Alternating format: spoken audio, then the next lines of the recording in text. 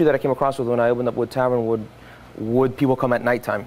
That was a big question mark, and luckily, it's been great. I mean, it gets really busy at night, so that's no longer an issue or a question. Being the first bar in the area was a roll of the dice. It could either go really well or not. And I think the fact that, well, the way things have played out is that it's gone phenomenally well. I mean, social media has helped a lot. I really don't advertise anywhere other than social media, and word of mouth has spread a lot. So it's worked out.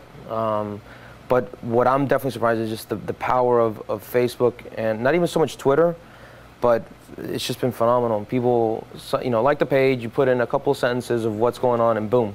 There's several things that led me to want to do Wood the way I did it.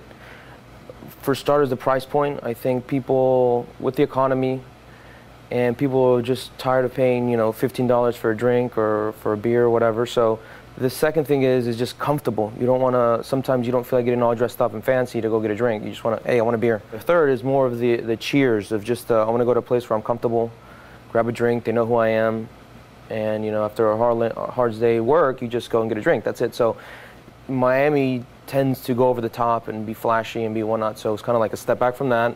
Let's get back to basics. The first thing that comes to mind if I'm going to give somebody advice is to know what you're getting yourself into. It's hard work. Nothing happens overnight. I had many failed businesses before finally being able to learn what to do and what not to do. And a lot of those mistakes can apply to any field, any industry. So my only advice, or not my only, but perhaps the most important advice is it takes a lot of work. Stay true to your goals and know, don't give up. You have to have low cost, low overhead. That's probably the number one killer. Most businesses are started on a shoestring budget. Not a lot of money's coming in and you have a lot of money going out. It's a recipe for disaster. If you get into a business, do something you can start off small with limited funds, long hours.